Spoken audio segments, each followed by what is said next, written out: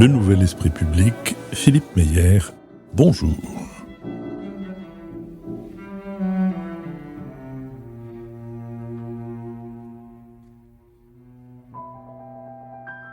Bonjour, merci de nous avoir rejoints pour ce nouveau Nouvel Esprit Public, au cours duquel nous allons tenter d'éclairer certains aspects de l'actualité.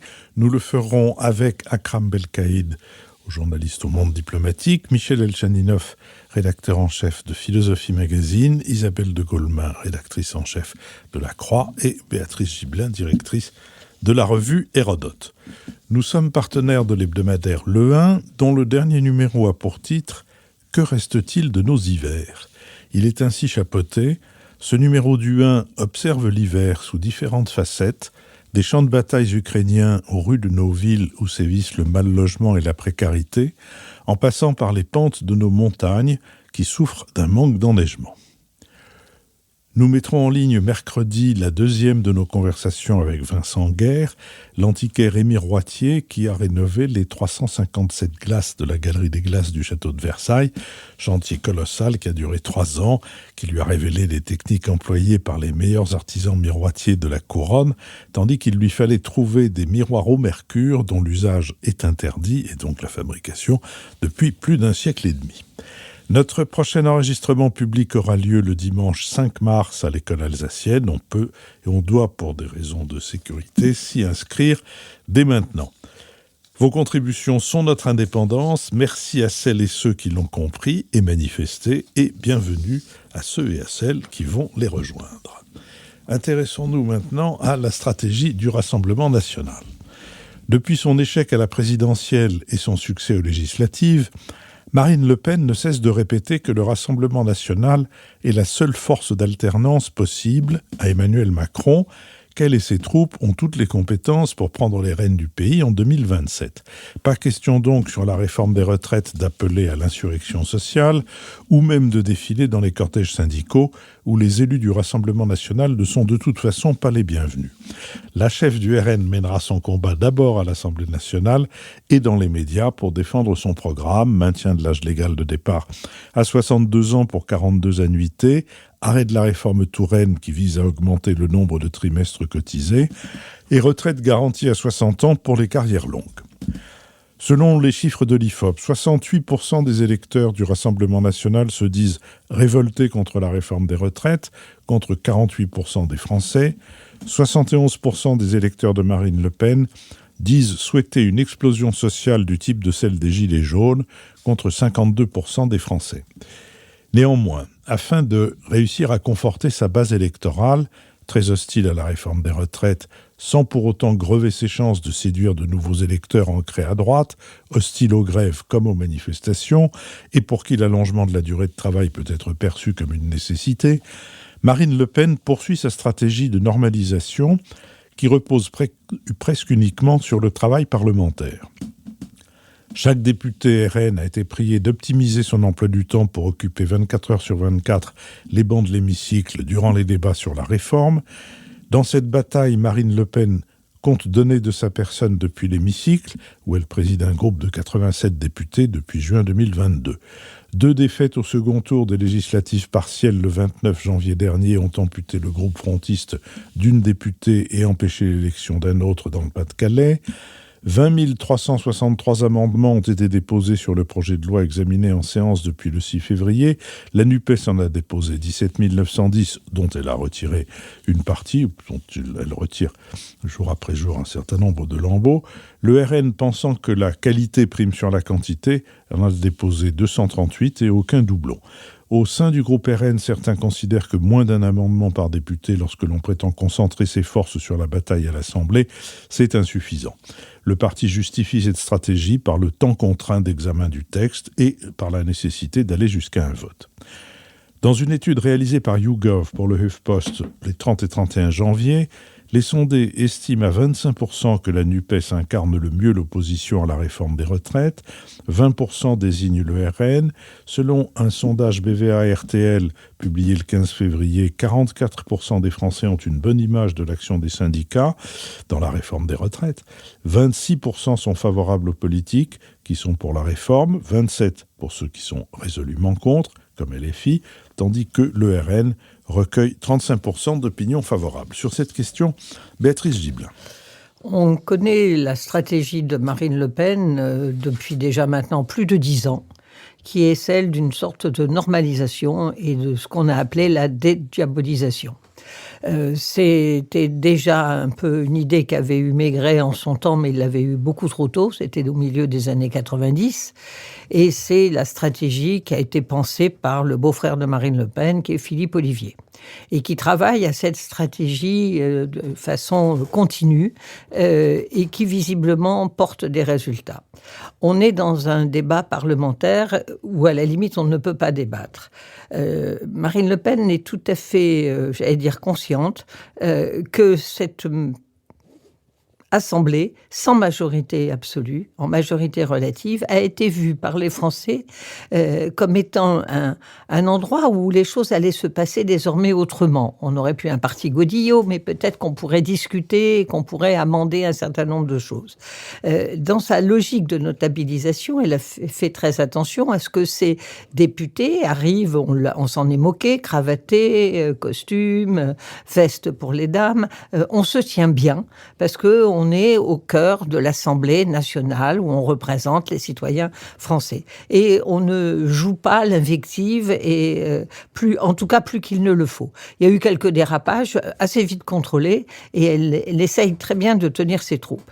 Et dans ce débat-là, aujourd'hui, où on est bien en peine de dire très clairement ce que voudrait son parti dans une réforme. Philippe a rapidement rappelé ce qui sont leurs positions, mais on n'en fait pas trop là-dessus. Et c'est la NUP qui occupe tout l'espace médiatique, ce qui est fait, je crois, très sincèrement pour l'arranger.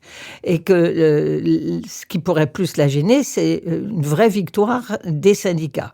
Elle est possible, on verra le 7 mars, qui est à mon avis le jour essentiel pour voir dans quel côté ça bascule, puisque ça sera le jour où les syndicats demandent qu'on mette la France à l'arrêt, donc on verra comment les choses se passent à ce moment-là. Mais pour elle, en ce moment, c'est faire la démonstration qu'elle joue le débat parlementaire avec respect des institutions, prenant ça très au sérieux et sachant que ses troupes, son électorat qui lui est acquis, est dans la rue et manifeste. Il est évident qu'aucun élu RN doit y aller avec son écharpe en bandoulière, mais ils n'en ont pas besoin. Leurs troupes sont dans la rue et gonflent beaucoup les cortèges de ces villes de province qui étonnent tout le monde, alors que je crois qu'il n'y a pas tant que ça à s'étonner, en rappelant toutefois que ce sont dans ces villes de province, de 2000 à 5000 habitants, de 5000 à 10 000 habitants, que Marine Le Pen fait ses meilleurs scores. Plus c'est petit, plus elle engrange de voix, et elle peut même être majoritaire dans les plus petites villes. Donc cette mobilisation-là, qu'on pourrait voir favorable à la gauche, risque fort d'être favorable à Marine Le Pen dans un deuxième temps. On verra comment les choses vont tourner. Michel Janinoff. Alors si le Rassemblement national peut paraître gêné aux entournures par rapport à cette réforme des retraites, au sens où effectivement il ne peut pas participer en tant qu'élu aux manifestants, en tant qu'il y a peu d'amendements, etc., en tant que le projet de Marine Le Pen n'est pas vraiment clair, je crois quand même que cette séquence politique, elle favorise la stratégie globale de Marine Le Pen pour 2027. Sur trois plans.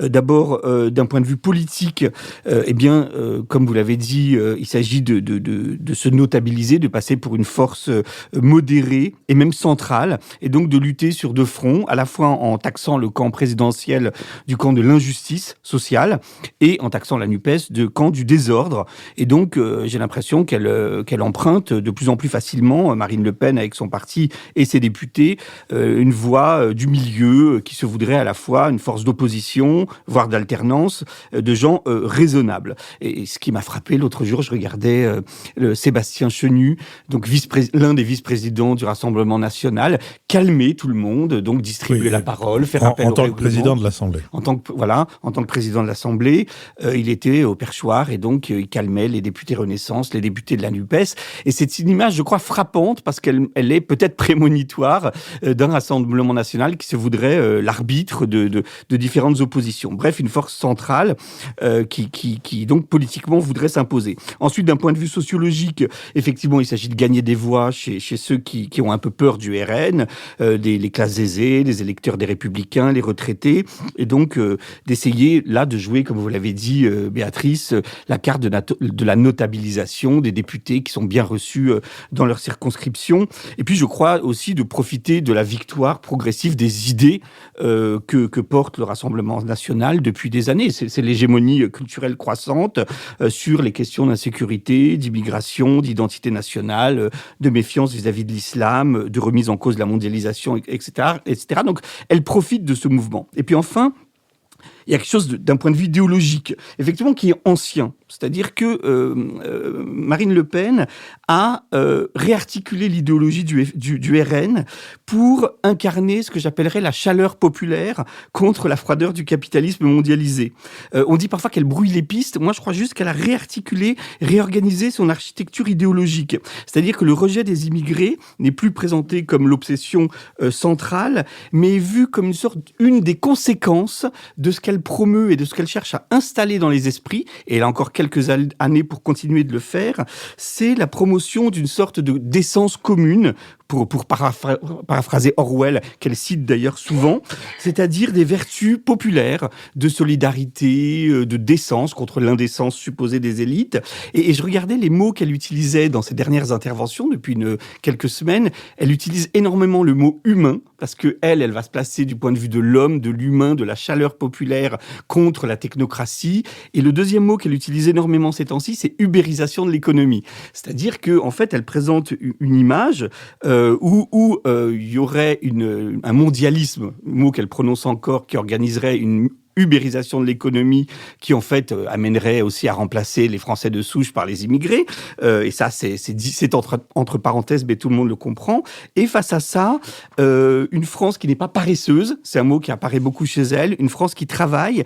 Et donc, je crois que, de manière assez habile, depuis quelques années, elle fait de la xénophobie une des conséquences de l'image qu'elle veut installer. Et je crois qu'elle a encore quelques années pour installer dans l'esprit des Français cette image du monde, cette image de la France, d'un peuple laborieux, travailleur, menacé par une mondialisation. Et donc tout ça, à mon avis, va en sa faveur.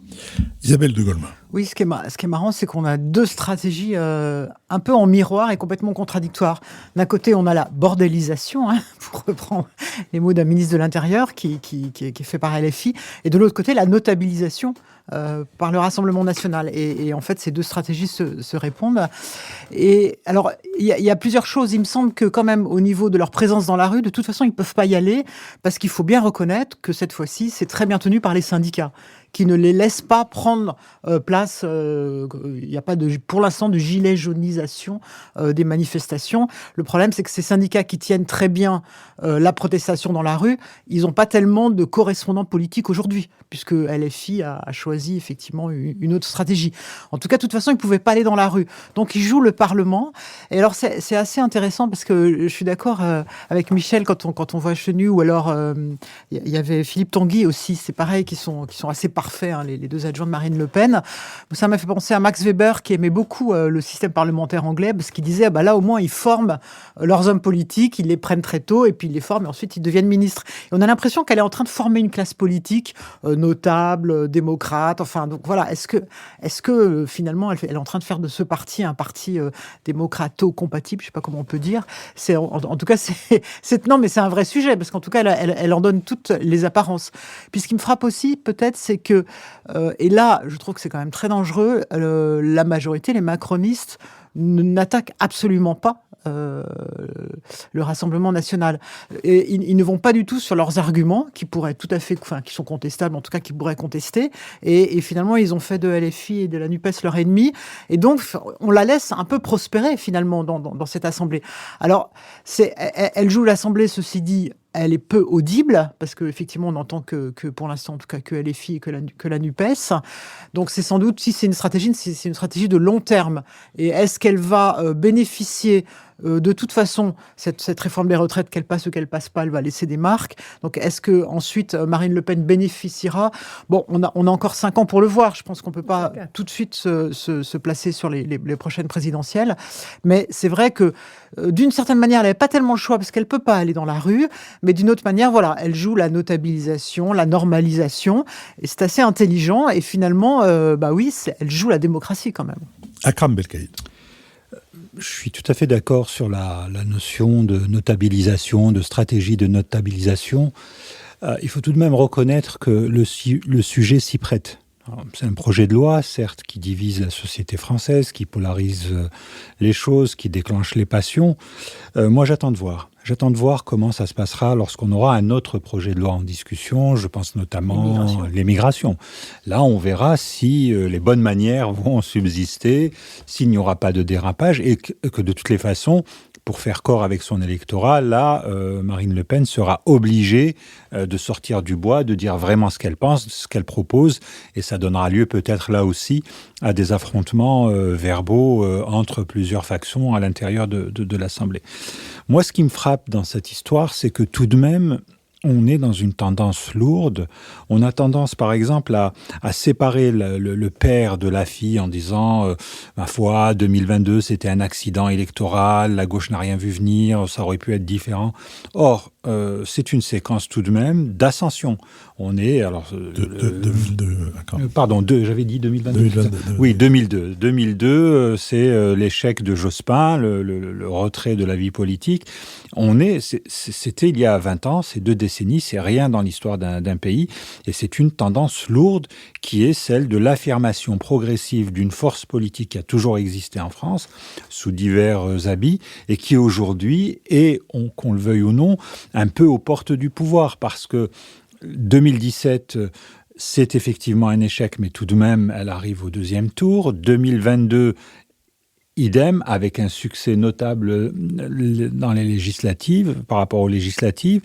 Et on a l'impression que le reste de la classe politique, et là je suis tout à fait d'accord sur le camp présidentiel qui, lui, préfère diriger ses attaques ailleurs, on a l'impression que, ma foi, c'est comme si on espérait que le phénomène se tasse de lui-même et qu'on ne réfléchisse pas sérieusement sur le pourquoi de la vigueur de ce mouvement qui, à mon sens, repose sur plusieurs piliers, mais dont on ne parle pas en ce moment. Pourtant, Dieu sait si ça s'exprime tous les jours, qui est celui d'une colère qui existe dans ce pays depuis au moins 20 ans. Je me souviens d'un rapport du médiateur de la République il y a une dizaine d'années où il mettait en garde les politiques en disant il y a un sentiment sourd de colère au sein de la population française, un sentiment de colère qui peut pousser les uns et les autres à s'en prendre aux institutions, mais on continue, on est dans la politique politicienne et on voit ce que ça va donner. Juste pour terminer, parce que en tant qu'observateur, alors j'entends que des gens sont outrés par ce qui se passe au Parlement, la fameuse bordélisation, etc. et tout, mais de quoi parle-t-on ? Nous sommes en France. Nous sommes dans le pays de la parole. Enfin, il y a 1 an ou 2, moi je l'avais acheté parce que ça m'avait intéressé, l'historien Bruno Fulini avait publié un petit dictionnaire des injures politiques. On voit que sur 1 siècle et demi de vie parlementaire, enfin, il fut un temps où les gens se battaient en duel pour un mot de trop ou pour une attitude. Donc, on a l'impression, dans l'analyse politique, c'est ça qui prime sur la propositions des uns et des autres sur le débat qui devrait porter sur le fond, sur le projet de société, sur la question des retraites, sur la question de l'accompagnement, comme on dit, des seniors, etc. Mais non, c'est pas du tout ça. C'est X a insulté Y, Y va s'excuser, il ne s'est pas excusé, il a fini par s'excuser, mais est-ce que Y a accepté ? Enfin, on est dans une espèce de suivi, de couverture médiatique, moi qui me désole par rapport à l'importance du sujet. Il y a un truc quand même, c'est vrai que les injures politiques ont été au moins aussi violentes, sinon davantage. Quand Duclos traitait Robert Schuman de sale boche, c'était pas particulièrement tendre, et il y en a eu un certain nombre d'autres. Mais il me semble quelque chose d'autre, qui était qu'on s'injuriait, mais en cravate. Je veux dire par là qu'il y a le respect, le respect de l'institution était une espèce de garantie que ces injures n'étaient jamais que quelque chose d'un peu théâtral. Et là, beaucoup des députés de la NUPES ont tellement voulu montrer qu'ils n'étaient pas redevables aux traditions, qu'ils n'étaient pas tenus de s'y conformer. Il y a quelque chose qui potentialise leur langage. Vous avez tout à fait raison, et je pense, pour ce qui me concerne, qu'il y a deux raisons, au-delà des stratégies condamnables, parce qu'on défend très mal sa cause quand on est dans l'outrance, mais ça c'est autre chose. Je pense qu'on est à deux moments importants. Le premier moment, les historiens, lorsqu'ils se retourneront vers cette période dans quelques années, conviendront à mon avis qu'on vit un moment, je dirais, de paroxysme agressif, qui est aussi la conséquence de ce que nous avons tous vécu en 2020, les différents confinements, cette crise sanitaire qui, à mon avis, génère aujourd'hui encore au sein de la société française d'incroyables tensions, et on en est témoin tous les jours. La deuxième chose, je crois que c'est l'arrivée d'une nouvelle génération. Et si vous discutez avec des enseignants, si vous discutez avec des cadres de ressources humaines qui accueillent des jeunes dans les entreprises et tout, c'est exactement le même constat. C'est-à-dire l'arrivée de générations dont les codes qui ne respectent pas, ou en tout cas qui n'ont que faire des codes qui ont pu exister par le passé. Et ce n'est pas un hasard si ça touche aussi, à mon avis, l'Assemblée nationale. Il me revient en mémoire l'anecdote où Léon Daudet, député de Paris, pendant qu'un orateur était à la tribune, fait signe au président qui veut parler et dit « Monsieur le Président, est-ce que vous pourriez me prêter notre collègue pour le jeudi après-midi ?» C'était l'époque où on avait le congé. Je pense qu'il distrairait les enfants. Isabelle de Gaulle. Non, juste une petite remarque, je pense que c'est une génération Twitter aussi. Et d'ailleurs, de ce point de vue-là, c'est intéressant de voir que LFI s'adresse aux plus jeunes. C'est vraiment des gens qui sont tout le temps sur Twitter. Et en fait, ils parlent même pas à leurs collègues. En fait, ils parlent sur Twitter à l'Assemblée comme s'ils étaient sur Twitter. Donc, ils injurient, on ne sait pas qui. Enfin bon, voilà. Et de ce fait, pour revenir à notre sujet, le Rassemblement national, au contraire, à mon avis, parle à des gens un peu plus âgés. Et ils ont raison, parce que la France est un pays qui quand même devient un pays âgé. Donc, on voit bien qu'il y a deux stratégies très, très différentes, y compris dans le langage. Michel Alcheninoff. Oui, je crois que politiquement, comme si on s'en tient à aujourd'hui, effectivement, on a encore 4 ans avant les présidentielles, mais je crois que Marine Le Pen a réussi à presque, en regardant ce qui se passait, à discréditer la NUPES comme force principale d'alternance et d'opposition. C'est-à-dire que le spectacle de l'obstruction, effectivement, des insultes qui s'ajoutent les unes aux autres, et puis les divisions aujourd'hui dans ce mouvement, avec chez les Insoumis quand même des combats politiques et idéologiques très importants. Et en contraste, ce calme, cette volonté d'être sérieux, alors que les propositions ne le sont pas, font d'aujourd'hui du Front National, aux yeux des Français, et pour moi c'est ça qui compte quand même, c'est l'idée qu'on installe dans les schémas de représentation des citoyens, à gagner. Et donc c'est totalement dangereux, parce que n'oublions pas que en voulant représenter cette France qui travaille, qui est chaleureuse, etc., pour gagner, Marine Le Pen proposait comme première mesure un référendum pour modifier la Constitution et permettre de changer complètement notre rapport par rapport aux citoyens d'origine étrangère et étrangers. Donc il y a quand même quelque chose à double fond qui est habile, qui est dangereux pour la démocratie. Je crois que ce rapprochement avec la démocratie parlementaire est un leurre, parce que ce qu'elle proposait, en tout cas aux dernières présidentielles, était un projet antidémocratique. Donc voilà, mais en même temps, il y a une habileté à le faire qui est énorme. Béatrice Dublin. Moi, je rappelle qu'effectivement, les élus ne peuvent pas manifester, mais leur électorat manifeste. Leur électorat est très nombreux dans les manifestations. Donc, ce n'est pas que des manifestations soutenues et encadrées par les syndicats. C'est-à-dire, moi, ce qui me frappe dans les commentaires, c'est qu'on a l'impression que tous ces manifestants qui sont contre, évidemment, cette réforme, sont de gauche. Mon Dieu que non!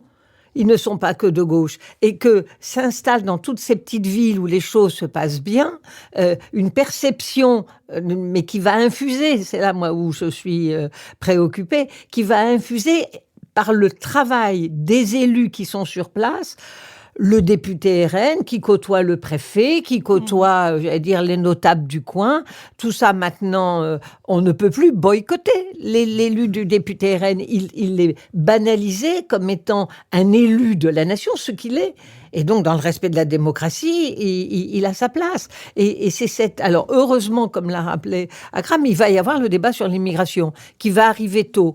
Piqûre de rappel si besoin, mais encore faudrait-il qu'on ait une gauche à ce moment-là qui ait un discours un peu construit et non pas, encore une fois, d'invective, de ne pas prendre en compte ce qui est une des questions qu'on doit prendre en compte, même si elle ne nous fait pas plaisir, parce qu'on aura droit à tous les amalgames, sur l'insécurité surtout. Donc il y a un jeu au Parlement dans lequel, moi je le pense, il y a une responsabilité de la gauche, bien sûr, de la majorité relative des macronistes, mais il y a une responsabilité de la gauche à cadrer le Rassemblement national et ne pas lui permettre d'apparaître comme étant bien sous tout rapport. Sur certains thèmes, il y a une chambre d'écho aux thèmes proposés en cravate par les députés du Front National, c'est Cyril Hanouna.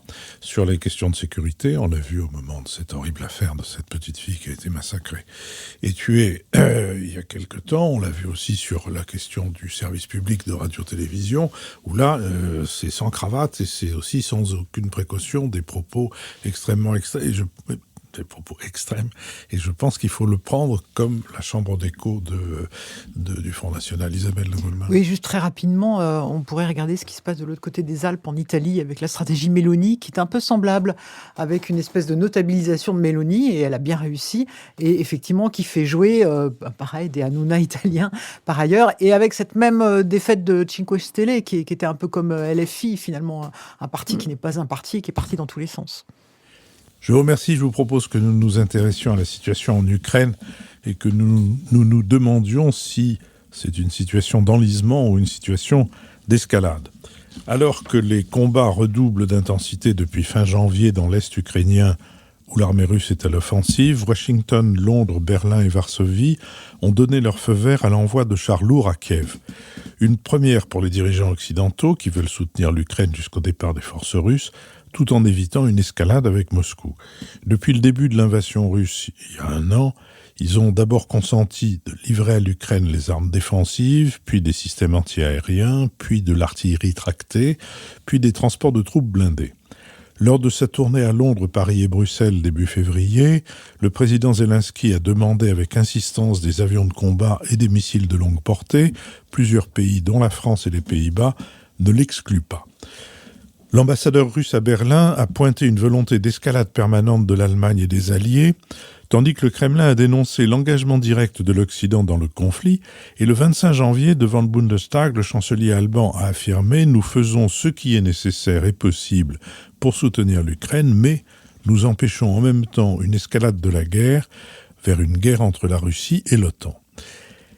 L'Élysée a également répété que, contrairement à ce que prétend Moscou, la livraison de chars de combat à l'Ukraine n'est pas escalatoire, le président adore les nouveaux mots, à partir du moment où Kiev les utilise uniquement pour libérer ses territoires. Pour s'en assurer, les Alliés imposent aux Ukrainiens un cadre d'emploi très strict de leur matériel. Emmanuel Macron et Olaf Scholz, qui ont tout fait depuis 11 mois pour maintenir un canal de communication avec le chef du Kremlin, ont admis que les pourparlers qu'ils appellent de leur vœu lorsque les Ukrainiens y seront prêts n'étaient pas à l'ordre du jour et que l'urgence ordonnait au contraire de renforcer leur soutien à Kiev sans entrer en guerre avec la Russie. Après plusieurs mois de statu quo, plusieurs signes indiquent que la guerre s'apprête à entrer dans une nouvelle phase. Selon les renseignements occidentaux cités par le Financial Times, la Russie amasse des avions et des hélicoptères près de la frontière avec l'Ukraine avant de lancer une vaste offensive. The Guardian évoque une phase cruciale du conflit. Il estime que l'envoi de plus de chars occidentaux ne signifie pas que la guerre est désormais presque finie. Elle va encore durer des mois, pour ne pas dire des années. Ce qui change, souligne le quotidien britannique, c'est que l'attitude des Occidentaux s'est durcie et que les chars confèrent un avantage militaire à l'Ukraine qui pourrait être décisif. Toutefois, Selon le secrétaire général de l'OTAN, Jens Stoltenberg, le taux de consommation des munitions par les Ukrainiens est plus élevé que le taux de production par les Alliés. On estime que les troupes de Kiev tirent quotidiennement plus de 5000 obus d'artillerie. Quant à la Russie, elle tire en moyenne 20 000 pièces d'artillerie par jour, soit l'équivalent de la production mensuelle européenne, a averti la première ministre estonienne, Kaja Kallas. Sur cette question, Michel Elchanidov. Alors, enlisement ou escalade? Enlisement, oui, au sens où la guerre, on l'a maintenant compris, va durer longtemps, voire très longtemps. D'abord parce que les conquêtes sont lentes. On a vu pour Mariupol, on voit que Bakhmout est disputée, qui est pourtant une ville petite, et disputée depuis des mois. Enlisement au sens de longueur aussi, à cause de la détermination des adversaires. L'agresseur, Vladimir Poutine, prépare les Russes à cette guerre depuis au moins 10 ans, avec son discours d'alternative civilisationnelle à l'Occident décadent, avec la militarisation de la société, avec ce fantasme qui, je crois, est personnel chez lui de la Seconde Guerre mondiale, qui est devenu quelque chose à répéter. Et puis, n'oublions pas que le poutinisme peut survivre à Poutine. Et puis, chez l'agressé aussi, la guerre a commencé dès 2014. Les Ukrainiens veulent reprendre la totalité de leur territoire souverain, Donbass et Crimée comprises, et en payent depuis des années déjà le prix, qui est le prix du sang. Donc, ça va durer longtemps, mais enlisement, pas au sens d'accalmie. Ce conflit est de plus en plus nécrophage, de plus en plus dangereux, il faut bien le dire, avec des risques de déstabilisation au Bélarus, en Moldavie, en Géorgie peut-être, où les deux petites républiques autonomes d'Ossétie et d'Abkhazie risquent peut-être aussi de faire parler d'elles dans les prochaines semaines. Bref, ça peut s'interrompre un jour, cette guerre, mais ça ne sera qu'une interruption et ça va durer, je pense, encore des années. En ce qui concerne l'escalade, alors effectivement, c'est un terme qui est utilisé ces temps-ci très souvent, notamment par ceux qui ont peur d'une extension de cette guerre. On entend l'ancien ministre Pierre Lelouch ou encore l'avocat Arnaud Klarsfeld, aujourd'hui, ils sont très présents dans les médias. On entend aussi des personnes qui sont à droite comme à gauche, qui ont une sympathie pour le poutinisme, qui se réveillent un petit peu ces temps-ci. Alors, on associe escalade à engrenage, à risque nucléaire. On a peur que la Russie, finalement, s'attaque à ceux qui fournissent des armes à l'Ukraine. Bon, or, ça fait quand même longtemps qu'on fournit des armes à l'Ukraine et il n'y a pas eu d'attaque de pays d'OTAN par la Russie. On a peur aussi que l'Ukraine attaque la Russie, ce qui n'est pas dans son intérêt, évidemment, puisque ça tarirait quand même assez rapidement l'aide occidentale, qui est pas évidente. Mais je pense que parler d'escalade est problématique, parce qu'en tout cas, il faut remettre les choses dans le bon ordre. Ceux qui critiquent l'escalade donc craignent que Poutine se mette à affronter l'Europe et l'OTAN.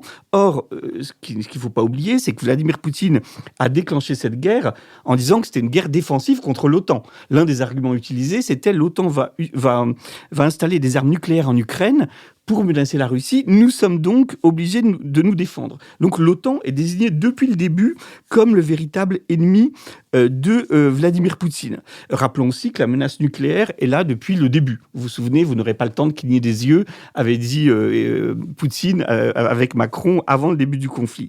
Bref, je crois que l'escalade, elle a été faite dès le début et jusqu'au sommet par Vladimir Poutine. C'est-à-dire qu'il est allé très haut et dans la violence militaire, évidemment, et dans la menace, et que le phénomène qui se passe du point de vue des soutiens de l'Ukraine, c'est plutôt un rattrapage, c'est-à-dire de lentement, avec hésitation, par palier, avec négociation, fournir à l'Ukraine des armes pour simplement essayer de se défendre, c'est-à-dire survivre. Donc je ne crois pas qu'il s'agisse d'une escalade ou d'un risque d'escalade parce qu'on fournit des armes à l'Ukraine. Je crois qu'il s'agit d'une sorte de rattrapage progressif, lent, peut-être trop lent, vis-à-vis d'une escalade qui a été proclamée dès le début et véritablement de manière maximale par Poutine il y a 1 an. Béatrice Gibelin. Mais il faut rappeler quand même que les buts de cette guerre ont quand même bougé au fur et à mesure. Dans un premier temps, c'était on remet la main sur la Crimée, parce que la Crimée, on aurait toujours dû la garder, de toute façon. Et puis, ça a été le Donbass. Et quand il a annoncé, quand ça a été l'invasion de l'Ukraine le 24 février, il avait l'impression qu'il ferait tomber clairement ce régime qu'il voyait comme un régime fantoche et qu'il installerait à la place un régime qui serait pro-russe et qu'à ce moment-là, l'Ukraine rentrerait de fait dans la mouvance directe de la Russie et qu'on pourrait s'en tenir là. Que les Ukrainiens étaient majoritairement pro-russes, c'était bien connu vu que c'était un pays frère et que tout irait bien. Puis ça ne s'est pas passé comme ça. Et donc la première surprise, tant chez Poutine que, honnêtement, chez nous, ça a été la résistance des Ukrainiens. Le deuxième, après tant de la guerre, ça a été de dire il faut au moins qu'on garde les oblasts de l'Est et la Crimée, qu'on les fixe. Et puis, on est dans un troisième temps où maintenant, le discours, on est dans une guerre contre l'Occident, dans une guerre civilisationnelle. Donc, je pense qu'il y a bien effectivement une sorte d'escalade, ce que Michel vient de rappeler, du côté de la Russie. Et que, en face, l'Occident, qui n'a pas derrière elle l'ensemble du monde, la Chine ne suit pas, la Russie, l'Iran ne suit pas, l'Inde est aussi très réservée. Bon, je ne parle pas de tous les pays africains, mais l'Occident est un peu isolé dans cette affaire-là. Donc, ils sont effectivement en réponse et soutiennent l'Ukraine avec beaucoup de prudence pour surtout pas attaquer la Russie ou que les Russes se sentent attaqués. Donc on est à la fois en escalade et en enlisement. C'est-à-dire c'est les deux qui sont en train de se passer.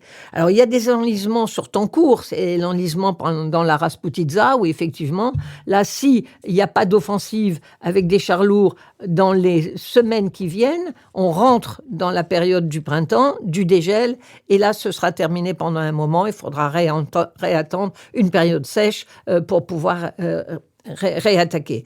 Donc il y a cet enlisement-là. Je pense qu'on a un enlisement de temps long, c'est-à-dire que tel que je vois les choses, on a un front qui est fixé, on tue un nombre de gens par milliers pour gagner 1 km², c'est-à-dire c'est Verdun puissance 10, presque d'une certaine façon, et qu'on risque d'avoir un front qui se stabilise là, c'est-à-dire peut-être un espèce de cessez-le-feu, mais de toute façon pas une paix. Et qu'on recharge, j'allais dire, ses forces de part et d'autre pendant quelque temps, avant sans doute peut-être de repartir à l'assaut. Donc on a une sorte d'enlisement là aussi. Mais si on continue à avoir un discours d'escalade anti-Occident, on va avoir un OTAN qui va continuer à se renforcer. On va avoir, je pense, des armées européennes qui vont de nouveau investir, se réarmer, c'est-à-dire qu'on n'est pas du tout vers quelque chose qui sera une désescalade, mais je pense qu'on est sur une escalade militaire sur l'ensemble du territoire européen pour un bon moment. Akram Belkaïd. Oui, je voudrais commencer par faire référence à une loi que beaucoup de gens citent, qui est la loi de Murphy, qu'en France, on a souvent tendance à traduire à tort par la loi de l'embêtement maximum. En réalité, la loi de Murphy, c'est que si vous avez un système, mettons une machine, et qu'il y a un risque pour que quelque chose aille de travers, eh bien, ce quelque chose de travers va arriver. Et la loi de Murphy, notamment, concerne l'aéronautique, où il faut être toujours sûr que qu'on ne peut pas monter une pièce à l'envers, etc. Là, on est dans un système, et la loi de Murphy dit aussi que plus le système devient complexe, et plus le risque est grand. Et là, effectivement, on est dans un front, une immobilisation, une stagnation, même si on attend de part et d'autre des offensives. Mais ce qui est intéressant, c'est que le système se complexifie. C'est-à-dire, quand vous livrez des batteries antiaériennes, ce n'est pas anodin. Quand on livre des chars qui sont à la fois des armes défensives, mais qui sont surtout des armes offensives, ce n'est pas anodin. Et on essaye de voir quelle est la ligne rouge qui pourrait faire basculer la situation, qui pourrait finalement faire que ceux qui soutiennent l'Ukraine actuellement, donc les Européens et les États-Unis, sont encore plus impliqués.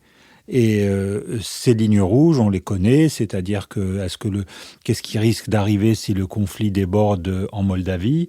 Qu'est-ce qui risque d'arriver si on a des affrontements au niveau des pays riverains, et je pense notamment à la Pologne? C'est une hypothèse que les Polonais ne cessent de répéter en disant « nous sommes en première ligne, nous sommes la prochaine étape », etc.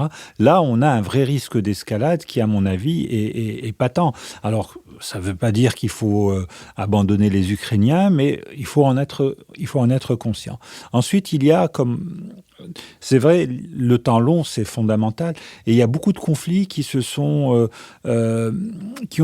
ont eu cette caractéristique, en fait, l'évolution des opérations a aussi été influée par le temps qui passe.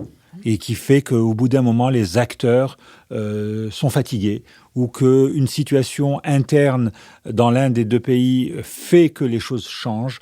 Et je pense notamment, par exemple, à un conflit, alors ça n'a rien à voir, c'est pas du tout les mêmes forces en présence, mais tout de même, la guerre entre l'Irak et l'Iran au début des années 80, ça a duré 8 ans. Ça a été une boucherie. À l'époque, déjà, on comparait ça à la Première Guerre mondiale parce qu'il y avait l'utilisation des gaz, etc. et tout. Et puis, ça s'est arrêté sans que ni l'un ni l'autre ne puisse prétendre avoir eu un gain quelconque. Et je pense qu'on n'est pas loin de cette situation aussi. C'est-à-dire qu'une espèce de ligne de front, un peu comme entre les deux Corées, ou une situation de non-paix, mais de non-belligérance. C'est à voir. Le risque, pour moi, est encore une fois le dérapage. C'est-à-dire qu'on ait conscience, et ça, c'est ce qui est le plus inquiétant à mon sens, l'incident, le dérapage qui pourrait faire que les soutiens européens occidentaux de l'Ukraine soient encore plus impliqués dans ce conflit. Et c'est ça qui est à prendre en considération. Isabelle de Golemin. Oui, moi je suis assez d'accord avec Akram et effectivement, j'aimerais que les choses se réalisent comme Michel les a décrites, mais je ne sais pas si on n'est quand même pas dans une escalade potentielle de chaque côté. C'est-à-dire que le problème, c'est qu'en fait, les deux parties ont intérêt à l'escalade. La Russie, on sait bien, pour dire que c'est une guerre civilisationnelle, etc. Mais l'Ukraine aussi, pour avoir tous les soutiens occidentaux. Donc elle va, et on la comprend, elle va dans les pays européens demander de l'aide, etc. Donc maintenant, elle a les chars, elle va avoir les avions bientôt. Donc jusqu'où est-ce qu'on va dans cette escalade ? Et effectivement, alors loi de Murphy ou pas, je ne sais pas, mais c'est sûr qu'on n'est pas à l'abri d'une escalade de trop ou du mauvais geste ou du truc qui va coincer et qui va faire qu'on va tous être entraînés. Effectivement, il y a la Pologne, il y a toute cette Europe centrale. Donc, à mon avis, ça, c'est compliqué. Et puis, alors, il y a une autre chose. Moi, ce qui me frappe beaucoup, c'est qu'on compare. Alors, il y a deux comparaisons. Il y a les pro-Poutine qui comparent à la guerre de 14-18 et puis les anti-Poutine qui comparent à Munich. Voilà, il faut intervenir, il ne faut pas être... Donc peut-être qu'il faut un peu changer le logiciel et se dire que c'est la première de la Seconde Guerre mondiale, mais c'est autre chose. Effectivement, c'est quand même une boucherie aujourd'hui. Et donc peut-être, alors c'est peut-être un peu utopique, mais quand même de se dire que de toute façon une guerre, c'est jamais bon et qu'il faudrait quand même déjà se poser la question effectivement des objectifs, des buts de guerre et des buts de guerre aussi que l'Europe et l'Occident et l'OTAN peut accepter. C'est-à-dire jusqu'où est-ce qu'on va aller dans les demandes de l'Ukraine par rapport à la Crimée, etc. Et comment est-ce qu'on va finir cette guerre ? C'est-à-dire commencer déjà à se dire, ça sera quoi l'après-guerre ? Parce que sinon, le grand risque, c'est quand même qu'on ait un peu comme en Syrie, c'est qu'on finisse avec une Russie complètement décapitée et qui va partir dans tous les sens. Et là, on aura un énorme problème d'instabilité quand même à l'est de l'Europe. Et c'est à cela qu'on devrait commencer à réfléchir.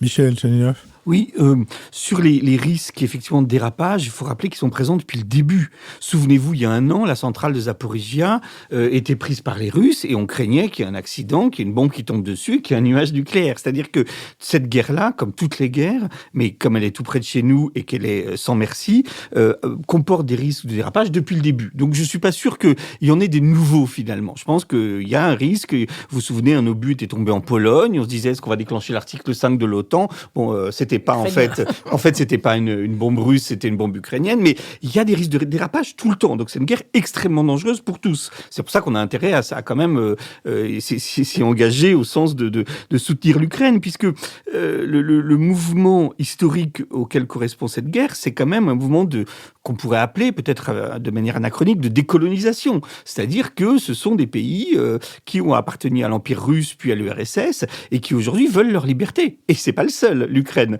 Il y en a d'autres. Donc, c'est un processus historique global. C'est pour ça que c'est très difficile de dire ce qu'on voudrait un après-guerre immédiatement. C'est un mouvement historique énorme. C'est un empire en train, peu à peu, de se décoloniser. Donc, je crois effectivement que ça va durer des années, avec également un risque de désintégration, enfin, en tout cas de tension au sein de la Fédération de Russie, qui n'en est pas vraiment une. Est-ce que la Russie pourrait un jour devenir une vraie fédération ? C'est la question. Et puis enfin, je dirais que moi, ce qui me marque le plus depuis cet un an de guerre en Russie, c'est quand même la vitesse avec laquelle Vladimir Poutine a été débordé par sa droite, et notamment par l'armée privée de Wagner et par Evgeny Prigojine, qui dirige cette armée privée, donc qui aide Poutine, qui ne peut pas lui offrir aujourd'hui la victoire de Bakhmout pour son grand discours à l'Assemblée fédérale du 21, mais qui aimerait le faire, mais qui a des ambitions politiques, qui voudrait prendre la place politique qu'il mérite d'après lui, parce qu'il est, il considère qu'il est plus efficace que l'armée régulière. Et il y a une sorte de désordre politique aujourd'hui qui s'installe en Russie, alors qui est encore balbutiant. Mais ce qui me marque, c'est que les effets d'escalade politique à la droite de Poutine, aujourd'hui, sont réels. Et donc, l'escalade, finalement, elle concerne aussi la Russie. Béatrice Gibelin. Oui, d'autant plus que Evgeny Prigojine est en train de dire « Je n'arrive pas à avoir les troupes dont j'ai besoin ». Lâchez donc vos prisonniers. Si vous les lâchez pas, j'ai pas de matière, d'une certaine façon. J'ai pas de troupes à envoyer. Et je pense que si on ne les lui donne pas, c'est parce que l'armée se rend compte de la puissance que prend cette armée privée et des risques qu'elle représente pour elle-même. Donc c'est, je crois, un moment important.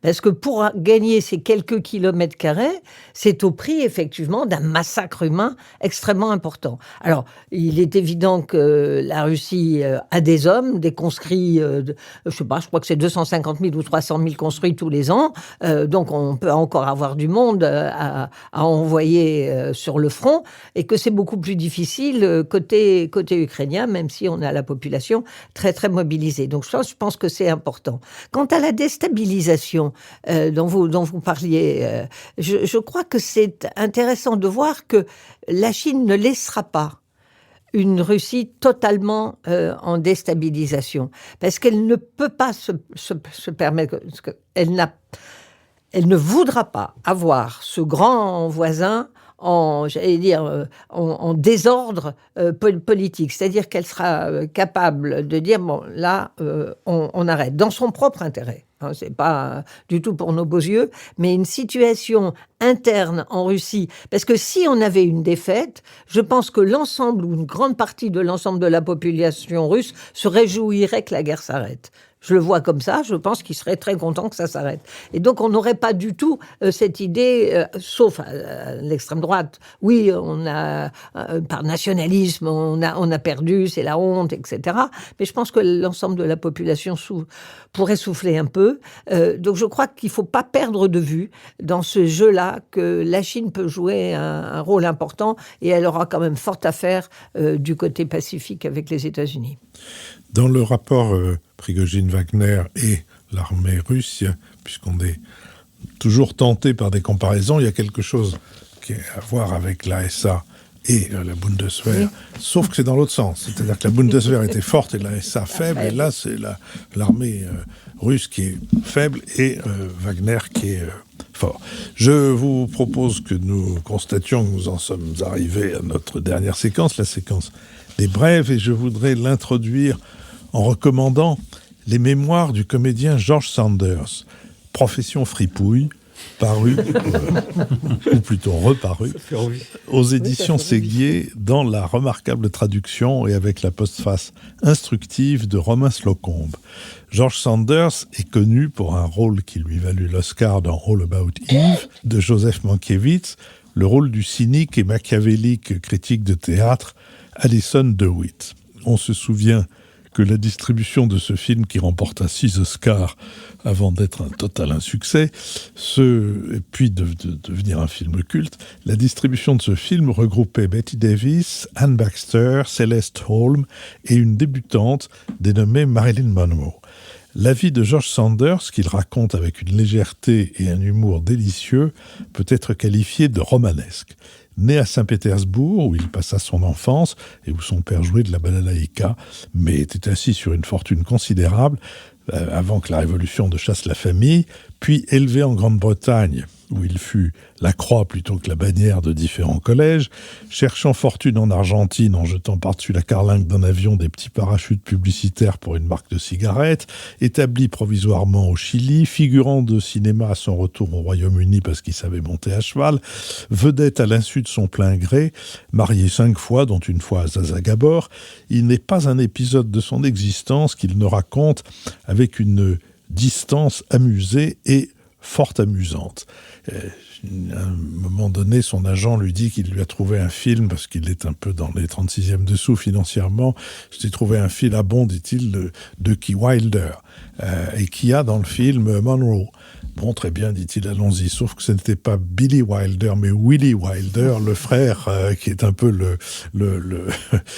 comment dirait, l'Avril Dalton de la famille Wilder, et que c'était pas Marilyn Monroe, mais Elizabeth Monroe.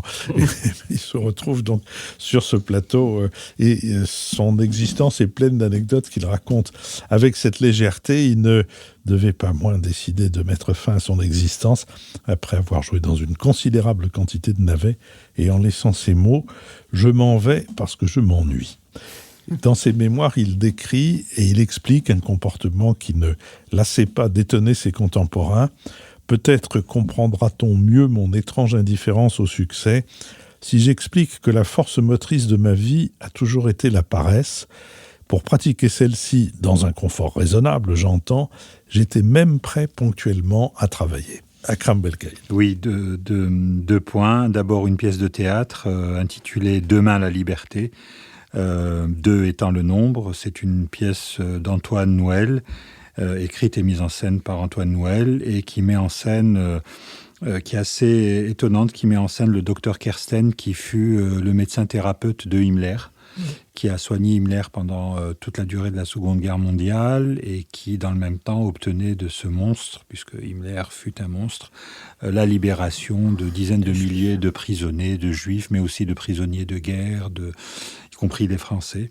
Et donc voilà, c'est assez étonnant de voir ça mis en scène et de voir en plus la ressemblance physique entre l'acteur qui joue Himmler et Himmler lui-même est assez étonnante. C'est le héros des Mains du Miracle de Joseph Kessel. Exactement, tout à fait, puisque Kessel avait consacré un livre. Et le docteur Kersten, pour dire les choses, devait recevoir la Légion d'honneur des mains du général de Gaulle au début des années 60, et c'est dans le voyage qu'il faisait vers la France qu'il est décédé d'une crise cardiaque. Et un livre aussi de Jean-Pierre Filu, grand spécialiste du Proche-Orient, et qui écrit un livre, Stupéfiants au Moyen-Orient. C'est un livre sur l'histoire de la drogue et des addictions au Proche-Orient, et où on voit que c'est une vieille histoire, qu'il y a eu des choix de souverains, de puissances étrangères aussi, qui ont façonné et qui ont introduit toutes sortes d'addictions, sachant par exemple que en Iran, la question de l'addiction à l'opium, qui génère aujourd'hui encore son lot de condamnations et d'exécutions, de condamnations à mort et d'exécution, c'est un choix, c'est quelque chose qui est apparu il y a plus de 5 siècles. Isabelle de Goldman. Oui, puisqu'on a parlé de la Chine. Alors moi, comme on est un peu en période de vacances, pour ceux qui viennent à Paris en vacances ou pour les Parisiens qui ont un peu de temps, j'invite à aller au musée de Cernucci, d'abord parce que c'est un très joli musée qui vers le parc Monceau, et puis parce qu'il y a une exposition très intéressante qui s'appelle L'encre en mouvement, qui est sur la peinture chinoise du XXe siècle, début XXe et puis fin XXe siècle, et qui est passionnante parce qu'on voit très bien comment les artistes chinois, à travers l'art de l'encre, ont su prendre des influences à la fois japonaises et puis occidentales pour les restituer dans une tradition chinoise. Donc il y a des choses absolument extraordinaires. Moi, j'avoue avoir préféré ce qui est avant 49 que ce qui est après, où il y a une confrontation. D'abord, il y a une confrontation politique avec toute l'histoire de la révolution culturelle, et puis après, il y a beaucoup d'art abstrait. Mais il y a des choses absolument merveilleuses et très fines. Et donc, c'est un vrai bonheur. Et puis, ça dit beaucoup aussi sur cette capacité de la Chine à absorber et à remettre à son goût des choses qu'elle prend à l'extérieur. Béatrice Gibert. On va rester sur l'Ukraine. J'ai reçu hier l'ouvrage de Jean Radvani, Russie, un vertige de puissance, une analyse critique et cartographique. Et je l'ai déjà publié aux éditions La Découverte. Jean Radvani est un géographe, est un excellent connaisseur d'abord de l'Union soviétique, du Caucase, des espaces post-soviétiques, puisqu'il a créé un des centres d'observation. Ensuite, il a été aussi à l'Institut français de Moscou de 2008 à 2012. Bon, c'est quelqu'un qui connaît très très bien et qui fait, j'allais dire, un très bon ouvrage vraiment de géopolitique, parce que il prend comme période 86-2022. C'est-à-dire, on ne remonte pas forcément très très loin, mais il essaye de montrer l'engrenage, comment les choses se sont, j'allais dire, mal ficelées pour arriver à cette catastrophe. Mais il part de la catastrophe, il part d'aujourd'hui, véritablement. Et c'est ensuite, avec des grands chapitres, on en aura un sur l'OTAN, le dernier c'est l'autre monde, comment cette guerre va faire bouger aussi ailleurs. Et puis, au départ, ce qui se passe véritablement en Ukraine, et puis tout autour, proche de cet étranger, proche de l'Ukraine. C'est des chapitres synthétiques, c'est une excellente cartographie, très claire, très simple, très facile à comprendre et à suivre. Vraiment, si on a un peu envie d'y voir clair, si j'ose dire, je recommande vivement cet ouvrage de Jean Radvani. Michel Elchaninov. Toujours sur l'Ukraine, pour traverser la semaine de triste anniversaire de l'invasion russe avec philosophie et profondeur, un ouvrage qui se lit rapidement, mais qui est très, très profond, de Konstantin Sigov, qui s'appelle « Le courage de l'Ukraine au cerf ». Sigov, c'est un philosophe ukrainien qui est né en 62, qui enseigne dans l'une des plus vieilles universités d'Europe, qui s'appelle l'Académie Mogyla à Kiev. Il est francophone, il a participé au Dictionnaire européen des philosophies, il est éditeur, il publie des traductions de Lévinas, de Ricoeur, de Simone Veil. Et en fait, c'est intéressant parce qu'il s'inspire des traditions ukrainiennes, russes, françaises pour tenter d'élaborer une philosophie qui se voudrait... alors, il est chrétienne, anti-totalitaire. Et c'est assez beau parce que le sous-titre de l'ouvrage, c'est « Une question pour les Européens ». Et cette question, c'est d'abord pourquoi nous connaissez-vous si mal, nous les Ukrainiens, qui participons à la culture européenne depuis plusieurs siècles, et pourquoi pensez-vous que vous êtes à l'abri de ce qui se passe. C'est tout ça, ça sous-tend le livre. Alors, en fait, c'est une sélection d'articles écrit depuis le Maïdan, depuis le 2013. Donc, c'est écrit en français, de manière assez lyrique, assez belle. Et voilà, il essaye de replonger lui aussi le conflit actuel dans l'histoire de l'Ukraine récente, mais aussi l'histoire longue, puisqu'il nous fait découvrir des intellectuels et philosophes ukrainiens. Et ça, c'est vraiment intéressant, parce qu'ils sont très, très mal connus. Par exemple, il y a Mikhail Dragomanov, au 19e siècle, qui était un Ukrainien qui avait été exilé par le tsar en Suisse et qui avait écrit une sorte de projet de philosophie politique possible pour l'Empire, le respect de la sécurité de la personne et l'inviolabilité du logement par la police, la sécurité de toutes les nationalités. Bref, il avait écrit un programme, en fait, déjà constitutionnel pour l'Empire. Et donc, ce qui est intéressant, c'est qu'on voit qu'aux marges de l'Empire, en Ukraine, eh bien, il y avait des penseurs qui, justement, pensaient au futur, à une possible Ukraine démocratique. Donc, ce qui est intéressant dans ce livre, c'est à la fois son actualité, mais aussi qu'il nous fait découvrir des penseurs, des personnalités, des poètes ukrainiens. Un mot d'hommage à Daniel Defer, qui vient de mourir, qui a été la cheville ouvrière, l'homme qui a imaginé et mis en place tout ce qui s'est passé autour des patients atteints du sida, dans l'idée de rompre avec ce qui était un mouvement de la médecine depuis toujours, c'est-à-dire considérer que le malade n'est pas un acteur de sa maladie et qu'il n'a qu'à faire ce qu'on lui dit quand on le lui dit. Ça a été particulièrement vrai au moment du sida et particulièrement angoissant. Et Daniel Defer, qui était qui était maoïste, mais qui avait justement cette idée qui avait pris dans cette idéologie qui elle-même n'a pas respecté ses propres principes, mais que le peuple était capable de s'emparer de ses problèmes et de les résoudre. Et s'appliquant à la question du rapport à la maladie, et plus particulièrement aussi au sida, Daniel Defer a été un inventeur et un acteur tout à fait admirable. C'était de surcroît quelqu'un qui avait une légèreté étant extrêmement investi dans ce qu'il faisait, mais qui avait une légèreté, une drôlerie, une malice qui le rendait particulièrement attachant.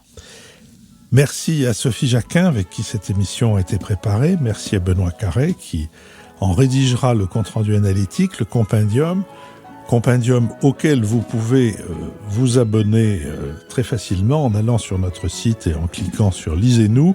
Merci à Nicolas Tourneau qui veille à notre site précisément, à Olivier Magloire qui veille à notre plateforme et qui en plus vient de se marier. Donc nous lui adressons toutes nos félicitations et nos meilleurs vœux. Merci à Mathéo Gillet qui a enregistré cette émission, à Julien Neuville et à Nouvelles Écoutes qui nous produisent et qui aussi cherchent pour nous ces sponsors dont les petites annonces parsèment les diffusions et qui nous permettent de compléter les contributions volontaires de nos auditeurs, contributions volontaires qui sont évidemment tout autant bienvenues. Vous pouvez donc vous inscrire pour l'émission du 5 mars sur notre site. Mercredi, diffusion de la deuxième des conversations avec Vincent Guerre qui a donc superviser et réaliser la transformation, la rénovation de la Galerie des Glaces.